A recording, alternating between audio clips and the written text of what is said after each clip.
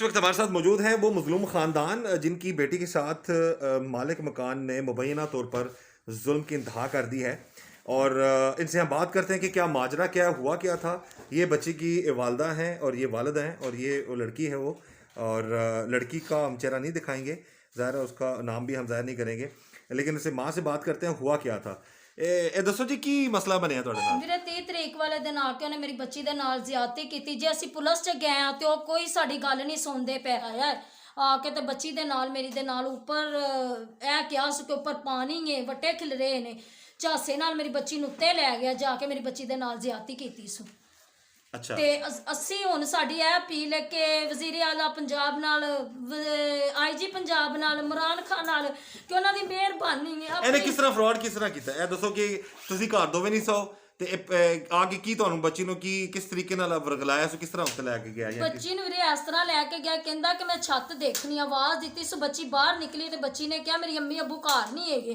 ਕਹਿੰਦਾ ਮੈਂ ਛੱਤ ਦੇਖਣੀ। ਉਹਨੇ ਕਿਹਾ ਭਾਈ ਜਾ ਕੇ ਦੇਖ ਲਓ। ਉੱਪਰ ਗਿਆ ਵੇ ਤੇ ਨੀਚੇ ਆ ਗਿਆ। ਕਹਿੰਦਾ ਛੱਤ ਤੇ ਇੰਨਾ ਤੁਸੀਂ ਪਾਣੀ ਖਿਲਾਰਿਆ ਹੋਇਆ ਤੇ ਵੱਟੇ ਖਿਲਾਰੇ ਨੇ। ਉਹਨੇ ਕਿਹਾ ਭਾਈ ਉੱਤੇ ਤਾਂ ਕੋਈ ਚੀਜ਼ ਵੀ ਨਹੀਂ ਹੈ। ਕਹਿੰਦਾ ਨਹੀਂ ਹੈ ਵੇ, ਆ ਮੈਂ ਤੈਨੂੰ ਵਹਾਵਾਂ ਨੇ 2-3 ਦਫਾ ਕਿਹਾ ਭਾਈ ਮੈਂ ਨਹੀਂ ਉੱਪਰ ਜਾਣਾ, ਅਗਰ ਹੈ ਵੀ ਨਾ ਮੈਂ ਸੁਬਾਹ ਛੱਤ ਸਾਫ਼ ਕਰ ਦਿਆਂਦੀ, ਮੇਰੀ ਅੰਮੀ ਨੇ ਸੁਬਾਹ ਆ ਜਾਣਾ। ਨਹੀਂ ਇਹ ਤੂੰ ਉੱਪਰ ਆ। ਉੱਪਰ ਲੈ ਗਿਆ। ਮੇਰੀ ਬੱਚੀ ਗਈ ਚਲੀ ਉੱਪਰ ਲਿਜਾ ਕੇ ਤੇ ਮੇਰੀ ਬੱਚੀ ਨੂੰ ਨਾ ਸੀੜੀਆਂ ਵਾਲੀ ਸਾਈਡ ਤੋਂ ਕੁੰਡੀ ਲਾ ਲਈ ਸੋ ਬਾਹਰ ਛੱਤ ਤੇ ਚਲੀ ਗਈ। ਜਿੰਨੀ ਦੇਰ ਨੂੰ ਬਾਹਰ ਛੱਤ ਤੇ ਗਿਆ ਨਾ, ਮੇਰੀ ਬੱਚੀ ਨੇ ਕਿਹਾ ਭਾਈ ਕੋਈ ਚੀਜ਼ ਨਹੀਂ ਹੈ, ਨਹੀਂ ਹੈਗੀ ਤੇ ਚੱਲ। ਫਿਰ ਉਹਨੂੰ ਧੱਕਾ ਮਾਰਿਆ ਸੋ ਕਮਰੇ 'ਚ, ਧੱਕਾ ਮਾਰ ਕੇ ਉਧਰ ਦੀ ਵੀ ਕੁੰਡੀ ਲਾ ਲਈ ਸੋ। ਲਾ ਕੇ ਤੇ ਮੇਰੀ ਬੱਚੀ ਨੂੰ ਪਤਾ ਨਹੀਂ ਕੀ ਪਿਲਾਇਆ ਸੋ, ਪਿਲਾ ਕੇ ਤੇ ਮੂੰਹ ਵੀ ਬੰਨ੍ਹ ਦਿੱਤਾ ਸੋ, ਹੱਥ ਵੀ ਬੰਨ੍ਹ ਦਿੱਤੇ ਸੋ। ਮੇਰੀ ਬੱਚੀ ਦੇ ਕੱਪੜੇ ਲਾ ਕੇ, ਆਪਣੇ ਕੱਪੜੇ ਲਾ ਕੇ ਮੇਰੀ ਬੱਚੀ ਦੇ ਨਾਲ ਜ਼ਿਆਦਤੀ ਕੀਤੀ ਸੋ। ਤੇ ਇੰਨੀ ਕੋ ਜ਼ਬਰਦਸਤ ਜ਼ਿਆਦਤੀ ਕੀਤੀ ਸੀ ਕਿ ਮੇਰੀ ਬੱਚੀ ਨੂੰ ਆਪਣੇ ਆਪ ਦੀ ਹੋਸ਼ ਹੀ ਨਹੀਂ ਹੈ ਸੀ। ਤੇ ਪਤਾ ਨਹੀਂ ਕਿਸ ਤਰ੍ਹਾਂ ਫਿਰ ਅੱਲਾਹ ਤਾਲਾ ਨੇ ਮੇਰੀ ਬੱਚੀ ਨੂੰ ਬਚਾਇਆ ਜਾਂ ਕੀ। ਇਹ ਹੁਣ ਮੈਂ ਤੇ ਕੋਲ ਨਹੀਂ ਹੈਗੀ ਸਾਂ, ਮੈਂ ਤੇ ਆਈ ਹਾਂ। ਮੈਂ ਆ ਕੇ ਵੇਖਿਆ ਮੇਰੀ ਬੱਚੀ ਡਰੀ, ਸਹਿਮੀ, ਬੁਰਾ ਹਾਲ ਮੇਰੀ ਬੱਚੀ ਦਾ ਹੋਇਆ। ਗਲੇ ਲੱਗ ਕੇ ਮੇਰੇ ਰੋਣ ਲੱਗ ਪਈ। ਲੈ ਵੀਰੇ ਪਹਿਲੀ ਵਾਲੇ ਦਿਨ ਦੀ ਅਸੀਂ ਨੱਸ ਭੱਜ ਕਰਨੇ ਪਏ, ਕੋਈ ਸਾਡੀ ਸੁਣਵਾਈ ਨਹੀਂ ਕਰ ਰਿਹਾ। ਕੋਈ ਸਾਡੀ ਇਨਵੈਸਟੀਗੇਸ਼ਨ ਵਾਲੇ ਨੇ ਉਹ ਵੀ ਸਾਡਾ ਮਜ਼ਾਕ ਬਣਾਉਂਦੇ ਨੇ। ਨਵੇਂ ਕੋਟ ਵਾਲੇ ਸੀ, ਇਹਨਾਂ ਨੇ ਵੀ ਸਾਡਾ ਮਜ਼ਾਕ ਬਣਾਇਆ। ਕੋਈ ਸਾਡੀ ਸੁਣਵਾਈ ਨਹੀਂ ਹੋਈ। ਤੁਸੀਂ ਥਾਣੇ ਗਏ ਹੋ ਤੇ ਕੀ ਕਿਹਾ ਪੁਲਿਸ ਨੇ? ਇਹ ਵਾਲਿਦ ਹੈ ਜੀ, ਬਤਾਏ ਥਾਣੇ ਗਏ ਤੇ ਕੀ ਹੋਈ ਗੱਲ? ਅਸੀਂ ਨਵੇਂ ਕੋਟ ਗਏ ਆ, ਭੈਣ ਜਾ ਕੇ ਤੇ ਦਰਖਾਸਤ ਦਿੱਤੀ ਹੈ। ਫੌਰੀ ਉਹਨੇ SHO ਨੇ ਜਿਹੜਾ ਕਿਹਾ, ਉਹਨੇ ਕਿ ਜਾਓ ਜੀ ਉਹ ਬੰਦਾ ਫੜ ਕੇ ਲਿਆਓ। ਐਡਾ ਜ਼ਾਲਮ ਬੰਦਾ ਹੈ ਉਹ ਸਾਡੇ ਨਾਲ ਆਏ ਨੇ ਤੇ ਇੱਥੇ ਉਹਦੇ ਘਰ ਗਏ ਆ।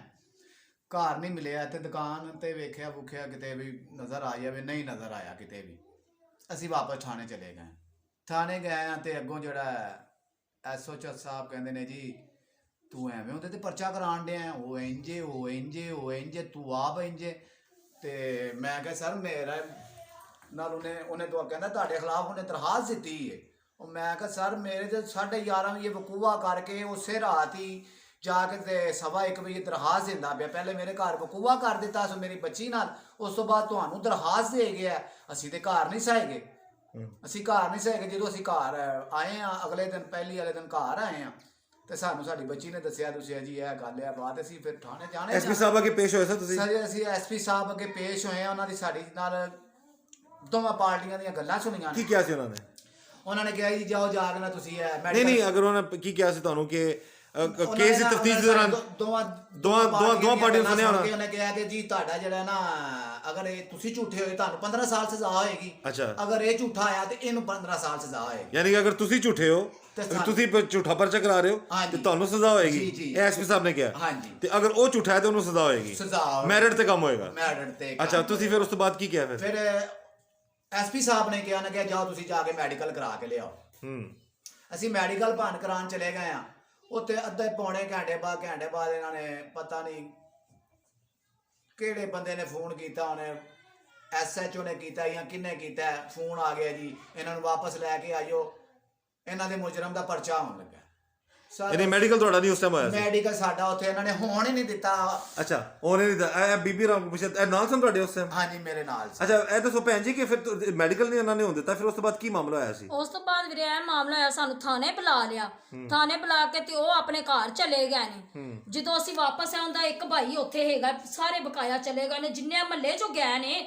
ਮੈਨੂੰ ਇਹ ਮਹੱਲੇ ਚੋਂ 4-5 ਪੁਲਿਸ ਵਾਲਿਆਂ ਦਾ ਰਵੱਈਆ ਕਿਹਦਾ ਸੀ ਤੁਹਾਡੇ ਨਾਲ? ਪੁਲਿਸ ਵਾਲਿਆਂ ਦਾ ਰਵੱਈਆ ਹੈ ਕਿ ਉਹ ਵੀਰੇ ਅਸੀਂ ਆਏ, ਅਸੀਂ ਪੁੱਛਿਆ ਤੇ ਉਹ ਅੱਗੋਂ ਜਿਹੜਾ ਮੁੰਸ਼ੀ ਬੈਠਾ ਹੁੰਦਾ ਨਾ ਉਹਨੇ ਸਾਨੂੰ ਦਾਬੇ ਲਾ ਕੇ ਕਿਹਾ, ਉਹਨੇ ਕਿਹਾ ਤੁਹਾਡੇ ਕੋਲ ਸਬਰ ਨਹੀਂ ਕੀਤਾ ਜਾਂਦਾ, ਉਹਦਾ ਪਰਚਾ ਦੇਣ ਲੱਗੇ ਆ ਤੇ ਤੁਸੀਂ ਇੱਥੇ ਬਹਿ ਗਏ ਸਕੂਲ ਨਾਲ, ਪਰਚਾ FIR ਹੁੰਦੀ ਏ ਤੇ ਫਿਰ ਜਿਹੜਾ ਨਾ ਤੁਹਾਡੀ ਗੱਲ ਕਿਤੇ ਫਿਰ ਤੁਸੀਂ ਮੈਡੀਕਲ ਥਾਣੇ ਰਹੇ ਹੋ ਸਾਰੇ? ਹਾਂਜੀ ਅਸੀਂ ਤੇ ਸਾਰੇ। मुलजम कितने सी उस टाइम? उस टाइम वो अपने घर जाके सुता होया सी। अच्छा, आप देख सकते हैं नाज़रीन, ये हमारी गुजारिश है आला हुकाम से कि ये मामलात हैं, एक तो किसी गरीब पर अगर जुल्म होता है तो उसकी सुनवाई नहीं होती, सुनवाई होती है तो फिर उस तरह ये मामला है बकौल इनके कि मुलजम घर चला गया और सारी रात थाने में इन तीनों ने गुजारी और इनके साथ इनके एक और अजीज थे उन्होंने, और इस लड़की के साथ जुल्म बकौल इनके हुआ है। अच्छा, तो फिर उन्होंने थोड़ा लेट कर दिया था। हाँ जी, ਉਸ ਤੋਂ ਬਾਅਦ ਫਿਰ ਕੀ ਹੋਇਆ? ਮੈਡੀਕਲ ਫਿਰ ਦੁਬਾਰਾ ਹੋਇਆ ਕਿ ਨਹੀਂ ਹੋਇਆ? ਮੈਡੀਕਲ ਫਿਰ ਦੁਬਾਰਾ ਵੀਰੇ 3 ਤਰੀਕ ਨੂੰ 4 ਵਜੇ ਮੈਡੀਕਲ ਹੋਇਆ, ਉਸੇ ਹਸਪੀਟਲ ਹੋਇਆ ਮੈਡੀਕਲ। ਜਦੋਂ ਉਹਨਾਂ ਨੇ ਸਵੇਰ 2 ਤਰੀਕ ਨੂੰ ਮੈਂ ਉੱਥੇ ਗਏ ਆ ਇਕਬਾਲ ਢੋਣ, ਉੱਥੇ ਬੀਬੀ ਨੇ ਲਿਖਿਆ ਤੇ ਉਹਦਾ ਮਾਲਕ ਮਕਾਨ ਦਾ ਭਾਈ ਆਇਆ ਹੈ ਤੇ ਉੱਥੋਂ ਦਾ ਪੁਲਿਸ ਵਾਲਾ ਹੈ ਵੇ ਪਰਵੇਜ਼, ਇਹ ਦੋਵੇਂ ਮੋਟਰਸਾਈਕਲ ਤੇ ਬੈਠੇ ਨੇ, ਆ ਹਸਪੀਟਲ ਚਲੇ ਗਏ। ਜਿੰਨੀ ਦਿਨ ਅਸੀਂ ਰਖਸ਼ੇ ਤੇ ਹਸਪੀਟਲ ਗਏ ਨਾ, ਪੁਲਿਸ ਵਾਲੀ ਸਾਡੇ ਨਾਲ ਹੈ।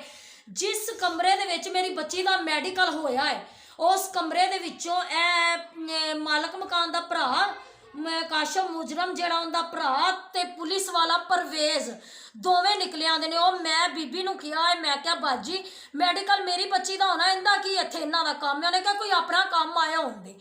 ਮੈਂ ਚੁੱਪ ਕਰ ਗਈ ਹਾਂ। ਉਸੇ ਕਮਰੇ 'ਚ ਮੇਰੀ ਬੱਚੀ ਨੂੰ ਲੈ ਕੇ ਗਏ ਨੇ। ਅੱਗੋਂ ਜਿਹੜੀ ਡਾਕਟਰ ਹੈ ਮਰੀਮ ਮੇਰੀ ਬੱਚੀ ਨੂੰ ਮਾਰਦੀ ਪਈ ਹੈ, ਮੇਰੀ ਬੱਚੀ ਨੂੰ ਡਾਂਟਦੀ ਪਈ ਹੈ, ਕਹਿੰਦੀ ਤੂੰ ਇਹ ਜਾਣਬੁੱਝ ਕੇ ਕੁਛ ਕਰਵਾ ਕੇ ਤੇ ਆਪਣੇ ਮਾਂ ਪਿਓ ਨੂੰ ਤੂੰ ਇਹ ਥਾਣੇ ਲੈ ਕੇ ਗਈ ਚਲੀ। ਮੇਰੀ ਬੱਚੀ ਰੋਣ ਲੱਗ ਪਈ। ਮੇਰੀ ਬੱਚੀ ਨੇ ਕਿਹਾ ਆਪੀ ਕਿ ਜੇ ਅਗਰ ਮੈਂ ਜਾਣਬੁੱਝ ਕੇ ਕਰਵਾਉਣਾ ਸੀ ਤੇ ਮੈਂ ਆਪਣੇ ਮਾਂ ਪਿਓ ਬਾਪ ਨੂੰ ਕਿਉਂ ਲੈ ਕੇ ਜਾਣਾ ਸੀ? ਮੇਰੇ ਨਾਲ ਇਹਨੇ ਜ਼ਬਰਦਸਤੀ ਕੀਤੀ। ਉਹਨੇ ਮੇਰੀ ਬੱਚੀ ਨੂੰ 2 ਚਪੇੜਾਂ ਮਾਰੀਆਂ ਨੇ। ਮੇਰੀ ਬੱਚੀ ਰੋਂਦੀ ਬਾਹਰ ਆਈ ਹੈ। ਜਦੋਂ ਆਈ ਹੈ ਮੇਰੀ ਬੱਚੀ ਨੇ ਆ ਕੇ ਮੈਨੂੰ ਦੱਸਿਆ। ਮੈਂ ਗਈ ਹਾਂ, ਮੈਂ ਜਾ ਕੇ ਕਿਹਾ, ਮੈਂ ਕਿਹਾ ਬਾਜੀ ਪਹਿਲਾਂ ਤੁਸੀਂ ਕਹਿੰਦੇ ਪਏ ਸੀ ਕਿ ਮਾਂ ਨੂੰ ਬੁਲਾਉਣਾ ਹੈ ਤੇ ਹੁਣ ਤੁਸੀਂ ਬੁਲਾਇਆ ਨਹੀਂ, ਤੇ ਤੁਹਾਡਾ ਕੀ ਮਕਸਦ ਬਣਦਾ ਮੇਰੀ ਬੱਚੀ ਨੂੰ ਡਾਂਟਣਾ? ਮੈਂ ਕਿਹਾ ਤੁਸੀਂ ਬਸ ਆਪਣਾ ਮੈਡੀਕਲ ਕਰੋ। ਉਹਨੇ ਵੀਰੇ ਮੈਨੂੰ ਵੀ ਡਾਂਟਿਆ। ये जी हमारी ये गुजारिश है जी, ਹੁਣ ਤੁਸੀਂ ਇਹ ਅਪੀਲ ਕੀ ਕਰਨਾ ਚਾਹੁੰਦੇ ਹੋ ਵਜ਼ੀਰ ਆਜ਼ਮ ਸਾਹਿਬ ਅੱਗੇ? ਅਪੀਲ ਹੈ ਇਮਰਾਨ ਖਾਨ ਨੂੰ ਕਰਨਾ ਚਾਹੁੰਦੇ ਆ, ਵਜ਼ੀਰ ਆਲਾ ਪੰਜਾਬ ਨੂੰ, ਵਜ਼ੀਰ ਆਲਾ ਪੰਜਾਬ ਨੂੰ, ਇਮਰਾਨ ਖਾਨ ਨੂੰ, IG ਪੰਜਾਬ ਨੂੰ ਅਪੀਲ ਹੈ ਕਰਨਾ ਚਾਹੁੰਦੇ ਆ ਕਿ ਮੇਰੀ ਬੱਚੀ ਨੂੰ ਆਪਣੀ ਬੱਚੀ ਸਮਝ ਕੇ ਸਾਨੂੰ ਇਨਸਾਫ ਦਿਵਾਵਣ। ਮੇਰੀ ਬੱਚੇ ਦੀ ਜ਼ਿੰਦਗੀ ਖਰਾਬ ਉਹਨੇ ਕਰ ਦਿੱਤੀ ਹੈ।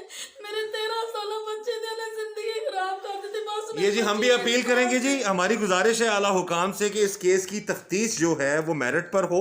हम किसी पर इल्ज़ाम नहीं लगा रहे, लेकिन जो हकाइक ये लोग बता रहे हैं अगर ये सच है तो जिसने जुल्म किया है उसको कानून के मुताबिक सज़ा मिलनी चाहिए। डिलेइंग टैक्टिक्स जो होते हैं बाज़ मामलात में वो नहीं होने चाहिए ताकि ऐसे मजलूमों को जो है वो इंसाफ मिल सके।